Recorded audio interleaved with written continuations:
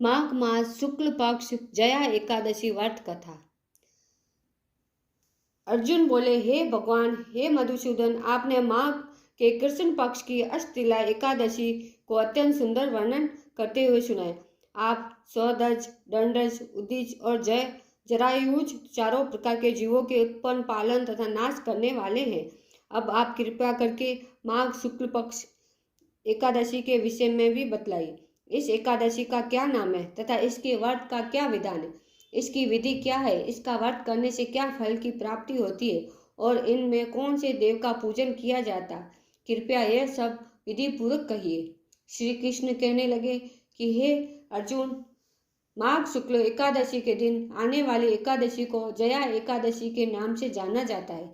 इसका व्रत करने से मनुष्य ब्रह्म हत्या आदि पापों से छूटकर मोक्ष को प्राप्त होता है तथा इसके प्रभाव से भूत पिशाच आदि योनि से मुक्त हो जाता है। इस व्रत को विधि पूर्वक करना चाहिए।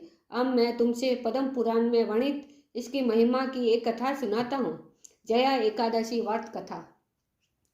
देवराज इंद्र स्वर्ग में राज करते थे और अन्य सब देवगण सुखपूर्वक स्वर्ग में रहते थे। एक समय इंद्र अपनी इच्छा अनुसार नंदन वन में अप्सराओं के साथ विहार कर रहे थे और गंधर्व गान कर रहे थे। उन गंधर्वों में प्रसिद्ध पुष्पदंत तथा उसकी कन्या पुष्पवती और चित्रसेन तथा उसकी स्त्री मालिनी भी उपस्थित थे। साथ ही मालिनी का पुत्र पुष्पवान और उसका पुत्र माल्यवान भी उपस्थित थे। पुष्पवती गंधर्व कन्या माल्यवान को देखकर उस पर मोहित हो गई और माल्यवान पर कामवान चलाने लगी। उसने अपने रूप, लावण्य और हाव भाव से माल्यवान को वश में कर लिया। हे राजन, वह पुष्पवती अत्यंत सुंदर थी। अब वे इंद्र को प्रसन्न करने के लिए गान करने लगे, परंतु परस्पर मोहित हो जाने के कारण उनका चित्त भ्रमित हो गया था।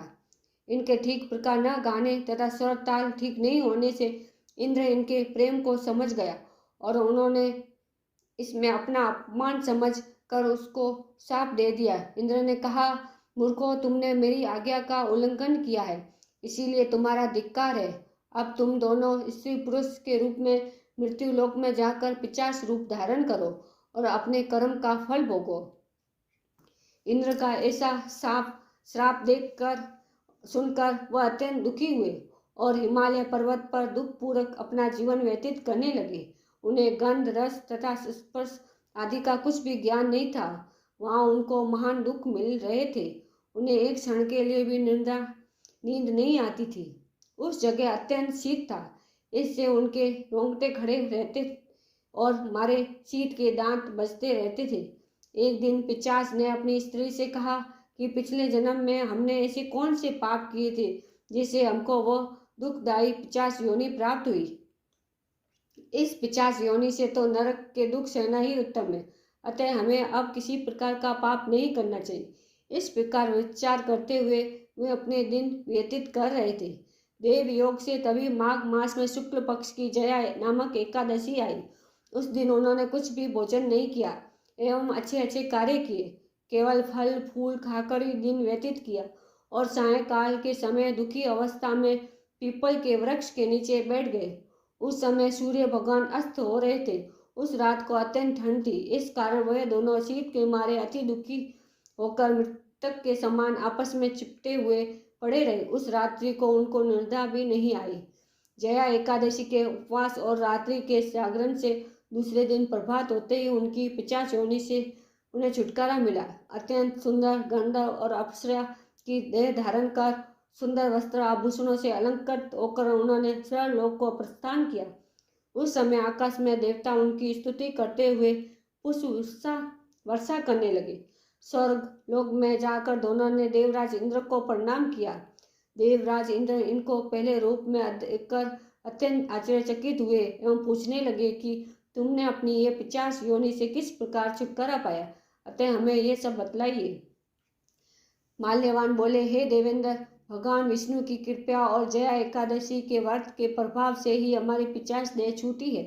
तब इंद्र बोले कि हे माल्यवान, भगवान की कृपा और एकादशी का व्रत करने से न केवल तुम्हारी पिशाच योनि छूट गई, वरन हम लोगों के भी वंदनीय हो गए हो, क्योंकि विष्णु और शिव के भक्त हम लोगों के वंदनीय हैं। अतः आप धन्य हैं। अब आप पुष्पवती के साथ जाकर विहार करो। श्री कृष्ण कहने लगे कि हे अर्जुन, इस जया एकादशी के व्रत से बुरी योनि से भी मुक्ति मिल जाती। जिस मनुष्य ने जया एकादशी का व्रत किया है उसने मानो सब यज्ञ जप दान आदि कर लिए। जो मनुष्य जया एकादशी का व्रत करते हैं वे अवश्य 1000 वर्ष तक स्वर्ग में वास करते हैं। बोलो जय एकादशी की जय। जय श्री कृष्ण।